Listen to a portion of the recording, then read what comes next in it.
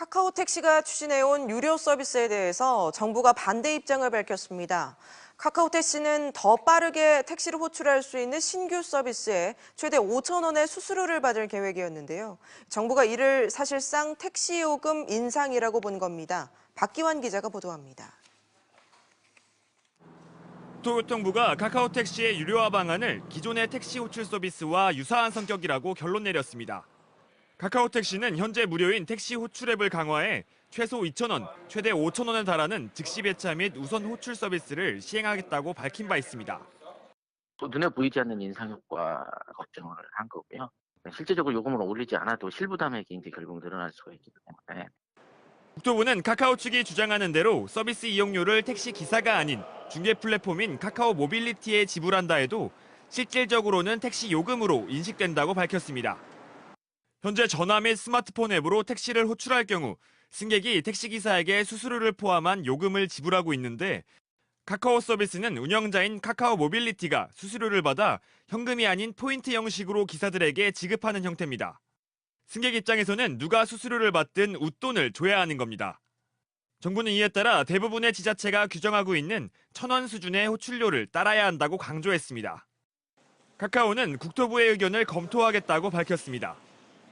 국토부가 검토에 전달한 의견을 바탕으로 우려하는 부분들을 최소화할 수 있도록 다양한 기술적, 정책적 방안을 반영할 예정입니다. 문제는 권고에도 불구하고 카카오가 유료 서비스를 강행하면 현행법상 제재할 근거가 없다는 겁니다. 국토부는 이에 대해 빠른 시일 내에 법률을 개정해 택시 호출 중개 사업을 제도화하겠다고 밝혔습니다. SBS CNBC 박기환입니다. 카카오 택시 유료화 계획에 정부가 사실상 반대 입장을 분명히 했습니다. 취재기자와 조금 더 자세히 짚어보겠습니다. 이광우 기자가 나와 있습니다. 이 기자. 네. 카카오 측이 유료화를 강행해도 현행법상 문제가 없다는데 법망을 피해갈 수 있다는 건가요? 네, 그렇습니다. 이 현행 여객법의 관련 규정을 보면 이 관련법은 택시 회사와 택시 기사에게만 적용이 됩니다. 그런데 이 카카오 택시 유료 서비스 구조가 소비자가 결제한 추가 요금을 카카오가 직접 받고 나중에 그 수익의 일부를 기사에게 현금화할 수 있는 포인트로 제공해주는 방식이거든요. 네. 그러니까 돈을 받는 주체가 택시 회사도 택시 기사도 아닌 카카오다 보니까 이 카카오 측에서 수수료를 직접 받는다면 여객법을 피할 수 있게 되는 겁니다.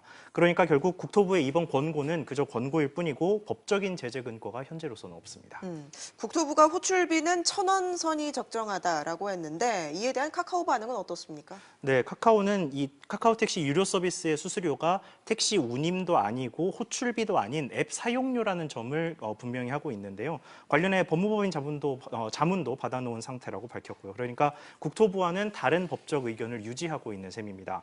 때문에 카카오에서 원래 계획대로 2,000원에서 5,000원 사이에 웃돈 서비스를 출시할 가능성도 배제할 수는 없는 상황입니다. 사실상의 이 택시 요금 인상에 반대 목소리도 있지만 차라리 웃돈을 주고서라도 이 유료화 서비스에 찬성하는 사람들도 있다고요. 네, 그렇습니다. 사실 시민들이 택시를 이용하면서 가장 크게 불편을 느끼는 건 요금 부분이 아닙니다.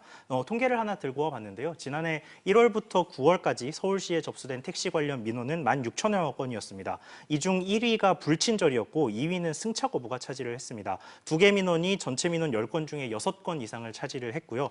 요금 관련 민원은 3위를 기록을 했습니다. 그러니까 몇천 원 더 쓰고 승차 거부 없이 더 빨리 집에 갈 수 있다면 승객들도 이를 마다하지 않을 가능성이 높다는 얘기입니다. 그리고 카카오가 충분한 인센티브를 택시 기사들에게 제공해서 해당 시간대에 택시 공급까지 늘릴 수 있다면 승차난 역시도 적잖이 해소될 수 있을 것으로 전망됩니다.